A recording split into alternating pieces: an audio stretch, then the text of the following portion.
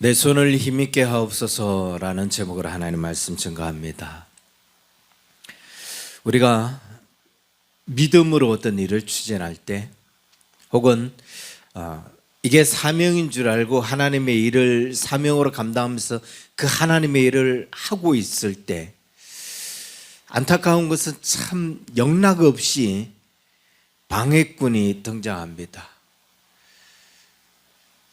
전혀 알지 못하는 사람이 방해를 하고 참 이런 내막을 잘 아는 사람이 방해를 하고 심지어는 같이 일하던 사람이 방해꾼이 되기도 하고 믿음으로 그 일을 하려고 하는데 믿음으로 이제 뭔가 시작해 보려고 하는데 꼭 방해꾼이 등장해요. 얼마나 애를 쓰고 얼마나 간절히 기대하면서 하나님이 일하시기를 기대하고 있는데 또 하나님의 일을 그렇게 하고 있는데 잘 될 거다, 참 귀한 일을 한다 이렇게 응원해주고 축복해주고 기도해주지는 못할 망정 그 사정을 알만한 사람들이 또 심지어는 함께 그 일을 했던 사람들이 방해꾼이 되고 걸림돌이 되어져서 우리로 하여금 힘이 빠지게 하고 우리로 하여금 흔들리게 만드는 그런 일들이 참 많다는 거예요. 일이 잘 되고 있을 때 그럴 때는 이런 방해꾼들이 등장해도 별로 크게 영향을 받지 않아요. 이제 막 시작하려고 할 때 혹은 뭔가 어려움을 만나서 그 어려움을 극복해 나가고 또 이제 좀 그 어려움들을 어느 정도 극복한 것 같은 그런 시점에 꼭 이런 시점에 방해꾼이 등장하거나 아니면은 조금만 더 가면은 이제 이 일을 마무리할 수 있을 것 같고 조금만 더 하면 하나님께서 뭔가 역사하실 것 같은 그런 순간인데 꼭 이런 결정적인 상황 그런 상황에 방해꾼이 등장해서 힘이 빠지게 만들고 이 일을 마무리하지 못하게 하고 그런다는 거죠. 우리가 살아가면서 이런 일들을 참 많이 겪는데 그럴 때마다 흔들리기도 하고 힘이 빠지지만 다시 애써 우리 손에 힘을 주면서 그럼에도 불구하고 마무리해보자, 내 혼자라도 이 일을 해보자 이를 악물게 되는데 참 이런 방해꾼이 등장하면은 하지 않아도 되는 불안감, 하지 않아도 되는 염려와 걱정, 정말 하나님께서 일하실까? 정말 하나님께서 내 믿음대로 이런 일들을 진행하실까? 아니 정말 이 일을 잘 마무리할 수 있을까? 좋은 결과를 맺을 수 있을까? 심지어는 이거 이러다가 이 일을 제대로 마무리하지도 못하는 것 아닌가? 그런 어떤 하지 않아도 되는 걱정, 하지 않아도 되는 불안감 이런 속에 빠져들게 할 때가 많다는 거예요. 그래서 우리가 정말 내가 협력자가 되거나 내가 동력자가 되지 못한다 할지라도 방해꾼이 되어서는 안 된다. 무엇보다도 하나님의 일에 방해꾼이 되어서는 방해꾼의 역할을 해서는 안 된다. 가급적이면 기도해 줄 수 있으면 기도해 주고 그렇지 않으면 그냥 응원의 한마디 그렇게 해야지.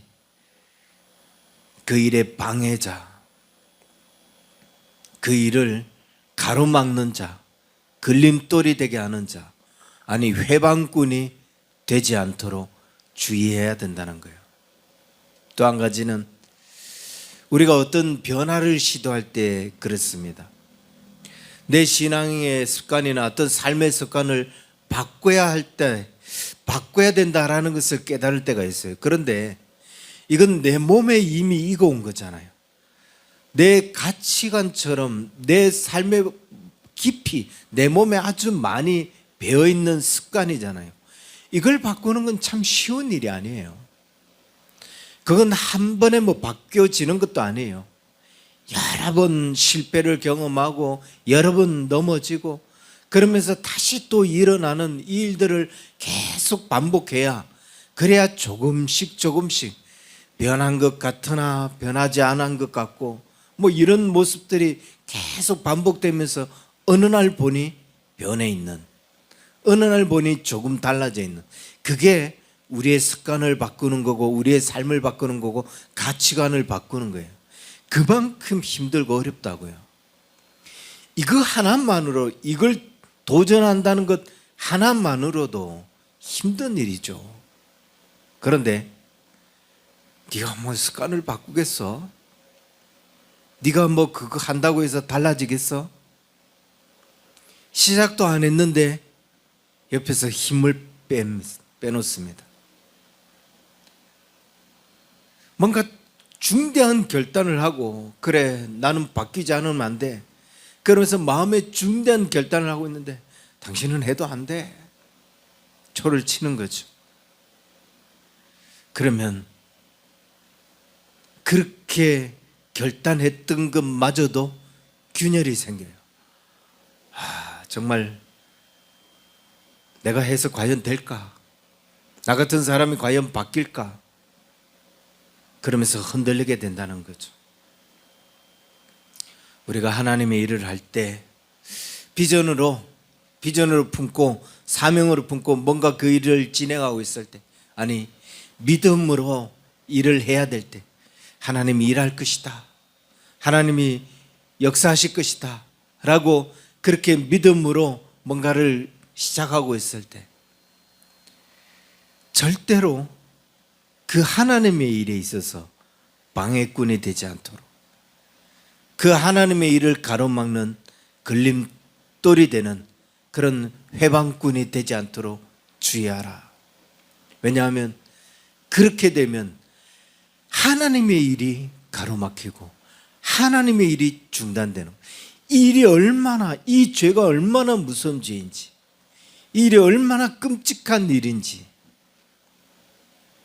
반드시 하나님의 일을 가로막는 자가 되지 않도록 주의해야 된다는 거예요. 느헤미야가 하나님의 일을 하는데 그런 처지에 놓인 거예요. 하나님의 성전을 재건하고 성벽을 수축하는 일을 하는데 그 일을 가로막는 자들, 그 일을 회방하는 자들이 나타난 것. 특히 오늘 우리가 읽은 이 본문은 이 일이 이제 마지막 단계쯤에 도달했을 때예요. 성벽을 다 쌓았어요. 무너진 성벽을 다 쌓았고 이제 마지막 문짝만 달면, 성문만 달면 이제 이 문제들을 다 해결하는 그런 마지막 단계까지 와 있는 상태예요.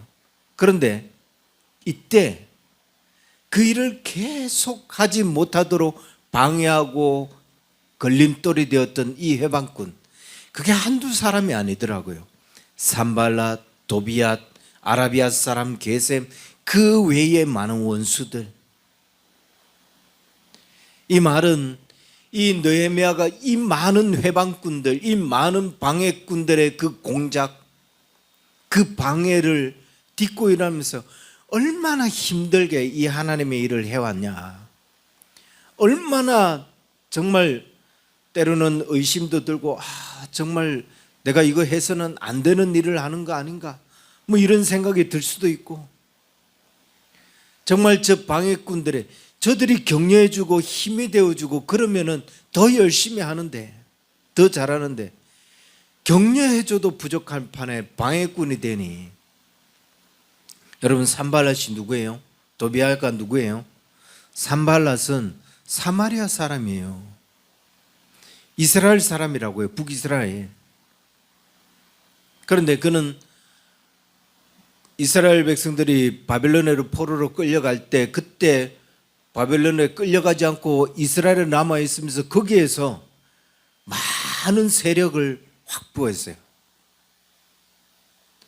자기 땅에 남아 있어서 많은 세력을 얻었는데, 그런데 이스라엘 사람들이 포로로 끌려갔던 사람들이 다 돌아오니까 자기 세력을 잃어버릴까 봐, 자기 위치를 잃어버릴까 봐. 도비아도 마찬가지예요. 이 사람이 유대인이면서 어디죠? 암몬 사람하고 혼혈한 그런 유대인인 것 같은 암몬인 뭐 이런 혼혈이네요. 그도 산발락과 같은 위치에 있는 거죠. 이들이 포로에 끌려갔을 때는 자기들이 세력을 확보할 수 있었으니까 자기 세상인데, 다시 예전에 이 이스라엘의 모든 기득권자들, 그들이 포로에서 다 해방돼서 돌아오니까 자기들의 이제 세력이 힘을 잃을까 봐 방해를 하는 거예요. 니들 성전 건축하면 안 된다, 성벽 쌓으면 안 된다, 계속. 그런데 느헤미야가 그 일을 너무 잘하고 있거든요. 끝까지 방해를 하는데도 흔들리지 않고 그 일을 잘하고 있는 거예요. 이 느헤미야의 일이 실패로 돌아가야, 그래야 자기가 기득권을 계속 유지할 수 있는데 너무 잘하고 있으니까 이제는 이들이 어떤 생각까지 푸냐, 저 죽이자. 하나님의 일을 방해하는 것뿐만 아니라 느헤미야를 죽여야 이 일이 끝날 것 같다라고 생각하는 거예요. 그래서 그들이 오노 평지에 와서 우리 이 일을 어떻게 해야 되는지 서로 의논 좀 하자라고 하며 속삭입니다. 작전을 짜요. 오노 평지로 유인하는, 이 오노 평지는 예루살렘에서 북쪽으로 약 32km 정도 떨어진 그 주변이 골짜기로 이루어진 평지예요. 그러니까 느헤미야를 유인해서 죽이기에 너무 좋은 그런 장소였던 거예요. 하나님의 일을 방해하는 데 있어서 제일 쉬운 게 뭐냐? 뭐 그 일이 잘 안 풀리도록 수를 쓰는 거 참 어려워요. 가장 쉬운 것은 그 리더, 그 일을 진행하는 그 지도자, 그 한 사람 흔들면 돼요. 아니, 이 산발락과 도비아처럼 그 한 사람만 죽이면 돼요. 그게 가장 쉽게 무너뜨리는 방법이죠. 그래서 사탄이 그 리더를, 지도자들을 공격하기 위해서 굉장히 많은 방법을 동원합니다. 이들이 4절에 뭐라고 이야기하죠? 한두 번 한 일이 아니라고요. 무려 4번이나 사람을 보내면서 이 같은 수작을 벌였다는 거예요. 4번이나 계속 반복하면서 느헤미야를 유혹하고 느헤미야를 넘어뜨리려고 하고, 그를 어떻게든 유인해 보려고 하고. 이건 뭘 의미하냐? 하나님의 일을 하는 데 있어서 뭔가 비전을 품고 믿음으로 뭔가 시작하는 데 있어서 그냥 믿음만 가지고 가면 될 것처럼 보이지만 방해꾼이 항상 존재한다. 한두 번 존재하는 게 아니라 끊임없이 내 마음을 흔들고 또 하나님의 일을 방해하게 하는 그런 어떤 회방꾼들의 역사가 계속 나타난다. 이걸 아예 마음에 단단히 준비해야 돼요.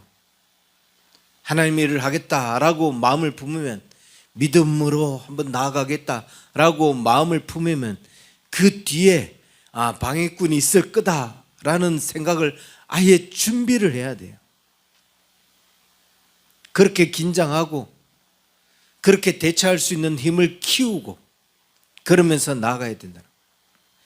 믿음으로 하나님을 강하게 붙잡았다면 다른 한손으로는 방해꾼의 해방을 물리칠 수 있는 그런 힘이 또 같이 있어야 된다는 거예요. 여러분, 산발락과 도비앗, 왜 이들이 같은 유대인이고 같은 민족인데, 물론 그들은 포로로 끌려가지 않고 거기에서 기득권을 가진 세력이긴 하지만 이거 외에도 왜 이들이 방해꾼이 될 수 없을까? 같은 민족이고 같은 사람, 같이 그 일을 해야 될 사람임에도 불구하고 왜 이들은 방해꾼으로 등장하는가? 저는 이렇게 생각해요. 느헤미야는 이 성전을 재건하고 성벽을 수축하는 이 일이 하나님으로부터 받은 명령이에요. 사명이라고요. 그래서 그는 하나님의 일이라고 여기는 거예요. 여러분, 우리가 이게 사명이다, 이게 하나님의 일이다. 그걸 깨닫는 사람은 그 일에 목숨을 걸어요. 어떤 방해가 일어나도 어떤 가로막는 일이 있어도 그냥 벽에 부딪혀도 계속 물러서지 않아요. 그게 사명을 깨닫는 자의 삶이에요. 그게 하나님의 일이라고 결단하고 덤벼드는 사람들의 삶이에요. 그냥 낭떠러진 줄 아는데 그냥 거기 앞에 서서 계속 가려고 힘을 써요. 왜? 하나님이 그 일 하라고 했으니까. 그게 사명이니까. 그럼 얘들은 왜 안 하느냐? 하나님의 일로 깨닫지 않는 거예요. 사명으로 깨닫지 않는 거죠. 누구는 이 일이 하나님의 일인 줄 알고 사명인 줄 알고 이게 죽는 것 같은데, 죽을 것 같은데도 그 앞에서 그 일을 해나가요. 당장 한 발 더 내디디면 낭떠러지로 떨어질 것 같은데 그걸 알면서도 거기에서 발을 내밀려고 힘을 쓰고 있어요. 사명이니까. 하나님의 일이니까. 그런데 같이 그 일을 하는 사람, 같이 그 일을 해야 될 사람이 이건 네 일이지 내 일이 아니야. 너는 그게 사명이야. 나는 사명이 아니야. 그러니까 하는 척 하다가 이거 하나님의 뜻이 아닌 것 같습니다. 돌아서고 그냥 돌아서면 되지. 꼭 방해꾼이랑 너 왕이 되려고 그러지. 너 무슨 다른 계획이 있지. 반드시 그냥 포기하지 않고 방해꾼처럼 이스라엘 백성들도 그렇고 산발랏도 그렇고 그게 하나님의 명령이 아니니까, 그게 사명이 아니니까 포로로 귀환했던 이스라엘 백성들 처음에는 하나님이 하라고 했으니까 했어요. 그런데 그 일을 하다가 지금 성벽을 재건하는 것보다 내 집 마련하는 게 더 우선 아니야? 그러면서 자기 집 짓느라고 16년 동안 이 일을 중단해요. 이게 사명으로 여기느냐 안 하느냐, 이게 하나님의 일로 받아들이느냐 그렇지 않느냐를 보여주는 아주 결정적인 예라는 거예요. 우리는 이게 하나님의 일이다, 이건 사명이다 라고 깨닫는 것이 중요하고, 그것을 깨닫는 사람이 그 일을 할 때 절대로 그 사역을 가로막는, 그 일을 가로막는 방해자가 되지 않도록.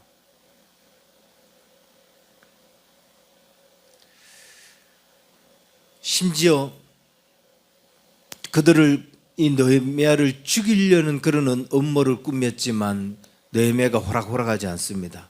그러자 이번에 이들이 뭘 하냐면 6절에 보니까 그 글에 이르기를 이방 중에서 소문이 있고 가스무도 말하기를 너와 유다 사람들이 모반하려 하여 성벽을 건축한다 하나니 내가 그 말과 같이 왕이 되려 하는도다.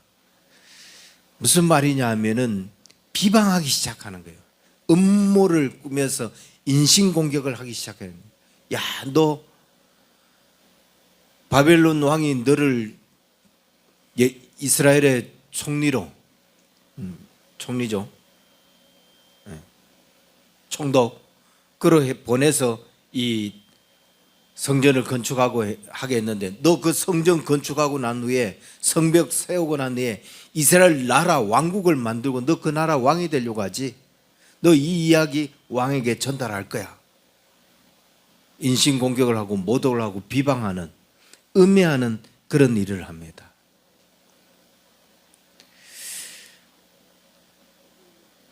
얼마나 이런 이야기를 들었을 때 물론 억울하기도 하겠지만 얼마나 속상했을까.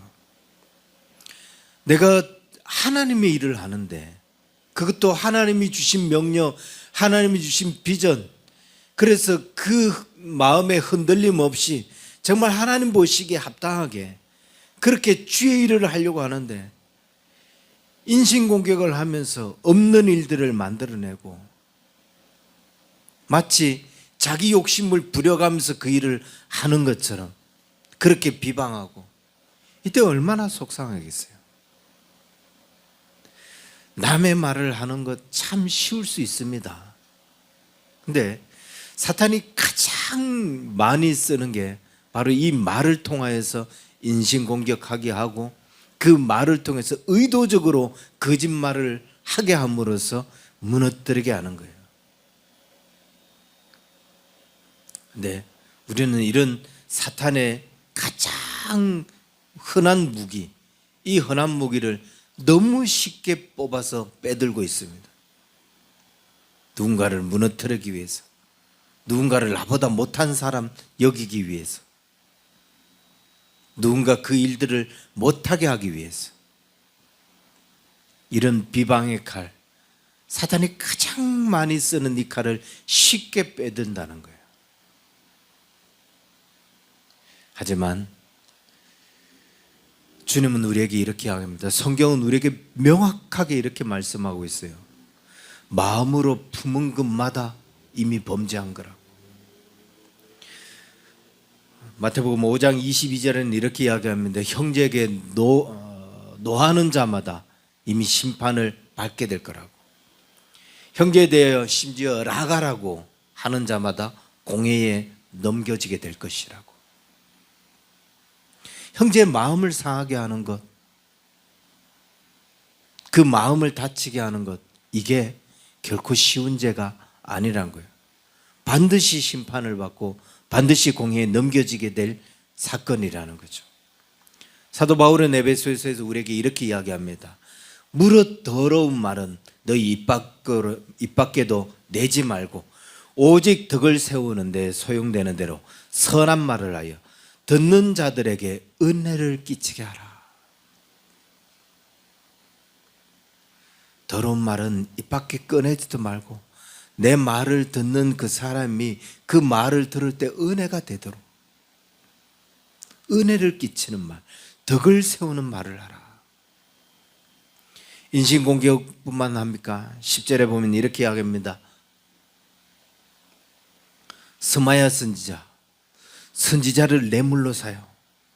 시간이 너무 많이 가서 선지자를 뇌물로 사서 그로 하여금 거짓된 말을 하게. 야, 우리가 저들이 너를 죽이려고 하니까 하나님의 성전에 가서 외소에 숨어 있자. 외소에 앉아 있자. 거기서 문을 그렇게 잠그고 있자. 외소는 지성소와 성소를 이렇게 들어가는 그 앞에 뜰 이곳이 외소예요. 여기에는 제사를 드릴 때 외에는 들어갈 수 없어요. 그런데 느헤미야가 무슨 신분으로 그 외소를 들어갑니까? 들어갈 수 없는 신분이죠. 제사장만 들어갈 수 있는데. 그러니까 내가 무슨 신분으로 거기 들어갑니까? 얼떨결에 너 죽을 수 있어. 적들이 너를 지금 죽이려고 해.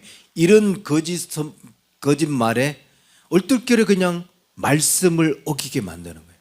율법을 어기게 만드는 거예요. 굉장히 교묘한 수법이에요. 들으면 이거 성경 말씀인데, 그럴듯하게 하나님의 말씀처럼 들리는데 알고 보니 적들에게 매수당했다.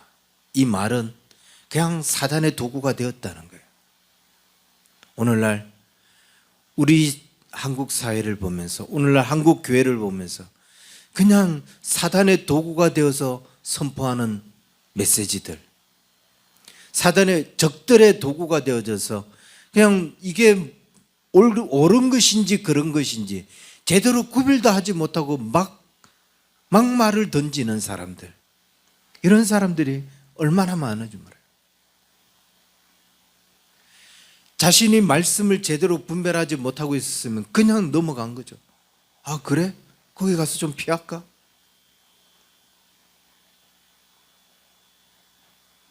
자신이 성실하게 살지 못했으면 그냥 이들의 속임수에 쉽게 넘어가요.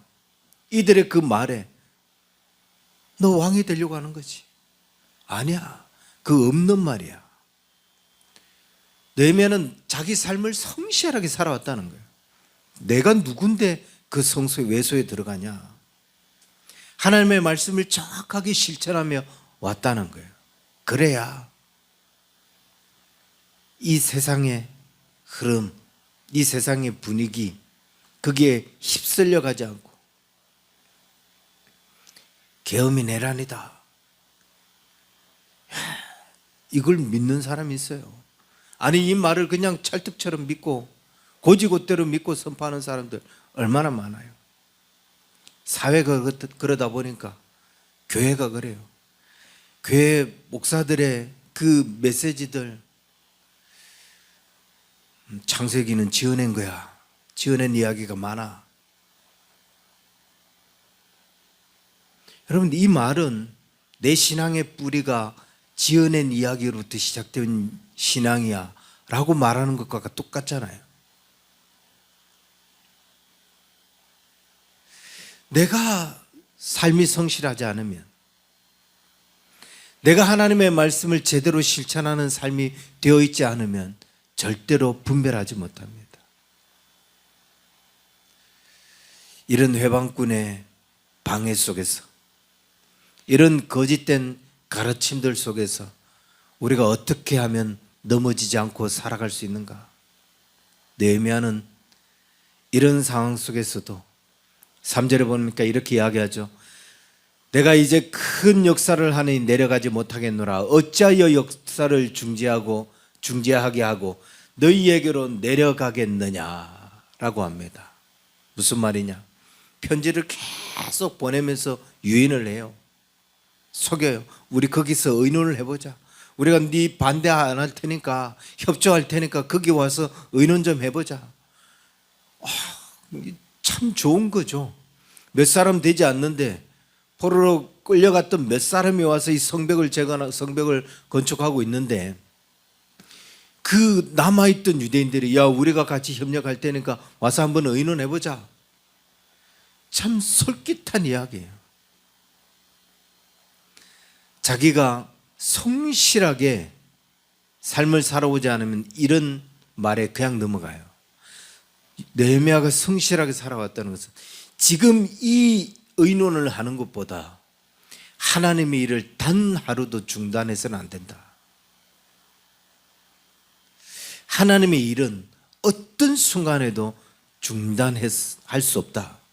그래서 내가 어떻게 이 큰 역사를 내려놓고 너희 만나서 의논하고 너희 불러들이기 위해서 그 사람 만나는 일에 내가 이 큰 역사를 중단하겠느냐라고 하면서 가지 않아요. 다시 말하면 느헤미야는 항상 하나님의 일이 가장 중요했다는 거예요. 하나님의 일을 가장 중요시 여겼다는 거예요. 우리가 저들의 어떤 방해에 흔들리지 않을 수 있는 가장 큰 것 중에 한 가지는 하나님의 일을 가장 중요시 여길 때 흔들리지 않습니다. 그 일을 가장 소중히 여길 때 무너지지 않아요. 그리고 그 일을 가장 소중히 여기려면 그만한 힘이 있어야 되죠. 우리가 하나님이 하실 거야, 믿음으로 뭔가를 기대하면서 나아가고 있다면 하나님이 하실 거야 라고 믿을 수 있는 그만한 힘이 있어야죠. 그래서 느헤미야가 이렇게 9절에 고백하잖아요.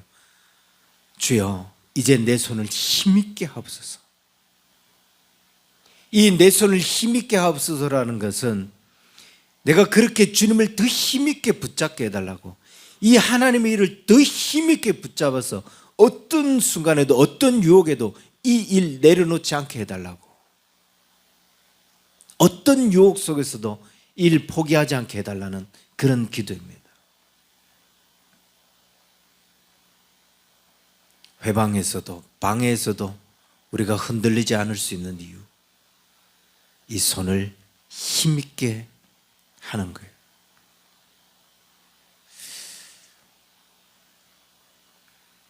사역을 붙잡고 계십니까? 하나님의 일을 붙잡고 계십니까? 믿음으로 뭔가를 계획하고 있습니까? 그렇다면 그 일을 더 힘있게 붙잡을 수 있기를 바라요.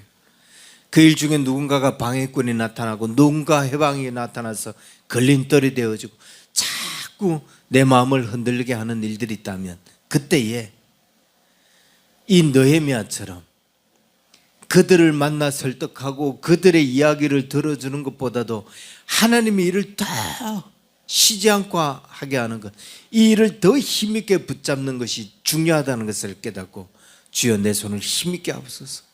어떤 순간에도 흔들리지 않고 누구의 말에도 흔들리지 않는 그런 하나님의 사람. 그래서 계속 믿음으로 일들을 진행해 나가고 결국은 하나님의 일을 완성해내는, 결국은 믿음으로 시작했다가 믿음으로 하나님께서 행하신 일들을 보게 되는 그런 그 믿음의 결실을 볼 수 있는, 그렇게 하기 위해서 느헤미야처럼 이 손을 더 힘있게 하나님을 붙잡는 저와 여러분 될 수 있기를 주의 이름 간절히 축원합니다. 기도하겠습니다.